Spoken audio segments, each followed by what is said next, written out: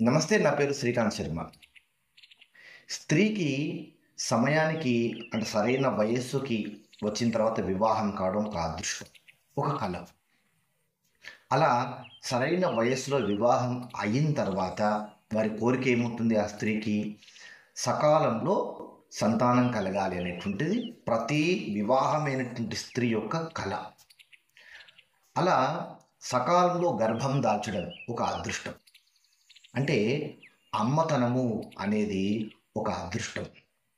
అమ్మతనము అనేటువంటిది ఒక అనిర్వచనీయమైనటువంటి అనుభూతి. స్త్రీ తల్లి కావడం అనేటువంటిది పూర్వజన్మ సుకృతం. స్త్రీ తల్లిగా కావడం అనేటువంటిది ఒక వరం. అది ఆ స్త్రీకి పరిపూర్ణతను తన జన్మకు ఇచ్చేటువంటిది. అలా గర్భం ధరించిన తర్వాత ఆ స్త్రీకి గర్భాది దోషాలు అన్నీ కూడా తొలగిపోవడం కోసము సీమంతోన్నయనము చేస్తారు.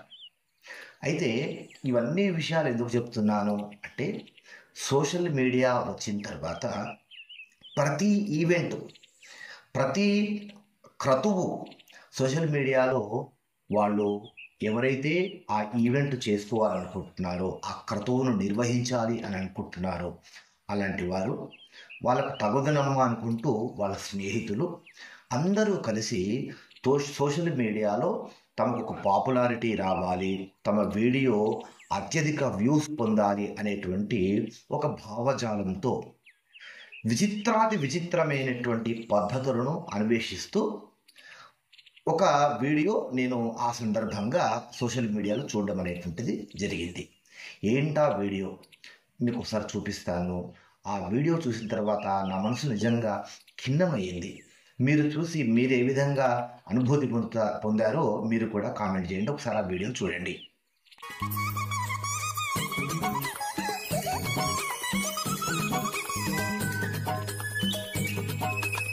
మిత్రులారా, మీరే చెప్పండి, ఇది ఏమైనా సమంజసంగా ఉందా?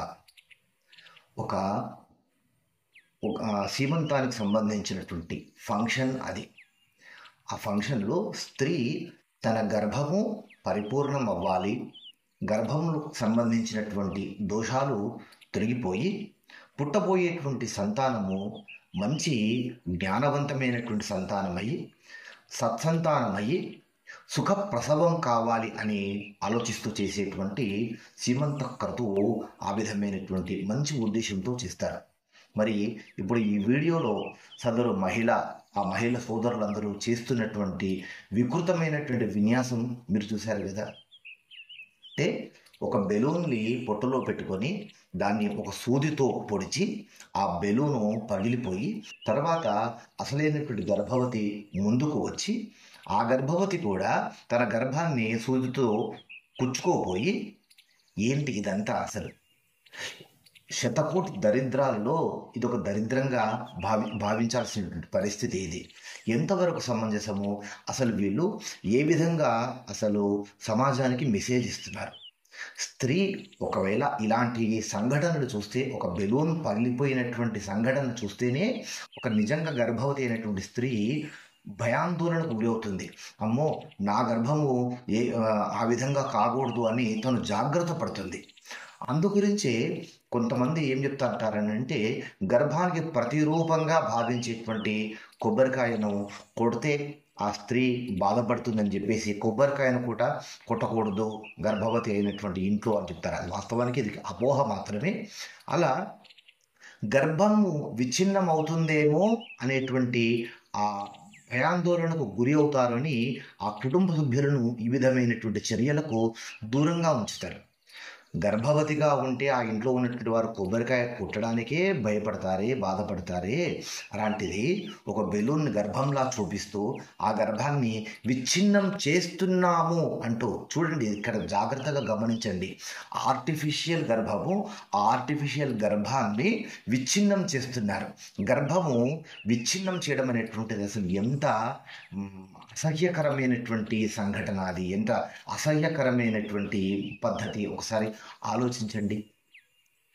సోషల్ మీడియా అసలు ఎందు గురించైనా ఉపయోగించుకోవాల్సింది.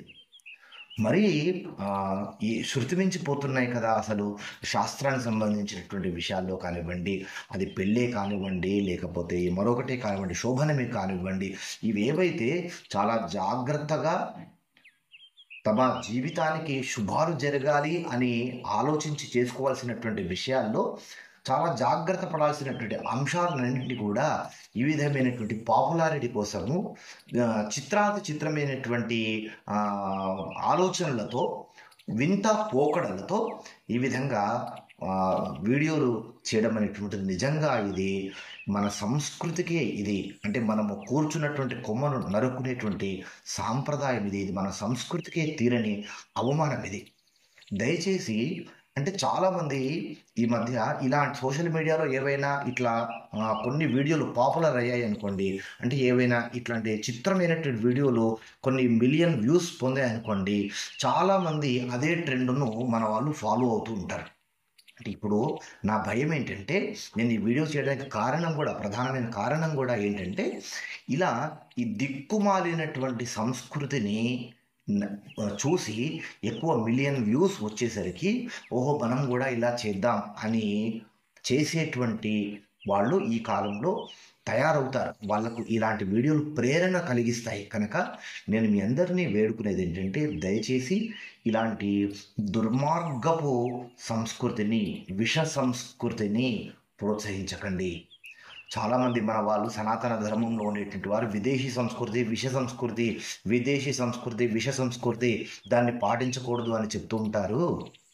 సరే, విదేశాలలో ఉండేటువంటి విష సంస్కృతిని మనం ఖచ్చితంగా అరికట్టాల్సిందే. కానీ అదే సమయంలో మన సాంప్రదాయంలో, మన ధర్మంలో ఉండేటువంటి ఇలాంటివి విష సంస్కృతిగా మనం భావించలేమా చెప్పండి? ఇవి కూడా ఖచ్చితంగా విష సంస్కృతి. కనుక ఇలాంటి వాటిని ఆదిలోనే అరికట్టాలి.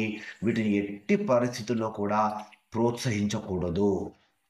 ఇలాంటివి చూసి చూడకుండా ఊరుకోవడం బట్టే మనకు వివాహాల్లో తల మీద తమలపాకుతో జీలకర్ర బెల్లం పెట్టడం అనేటువంటిది సంస్కృతి వచ్చేసింది. తలంబరాలలో ప్లాస్టిక్ పూసలు, చెంకీలు తలంబరాలలో భాగస్వామ్యము అయిపోయి ఇప్పుడు అవే ప్రధానమైనటువంటి తలంబరాలు అనేటువంటి విష సంస్కృతిని మనము మోస్తూ ఉన్నాము, మనం ఓన్ చేసేసుకున్నాము. అదేవిధంగా వివాహాలలో భయంకరమైనటువంటి డీజే డ్యాన్సులు, బూతు పాటలు అనేటువంటివి కూడా మన సంస్కృతిలో ఒక భాగంగా మనము ట్యూన్ చేసేసుకున్నాము.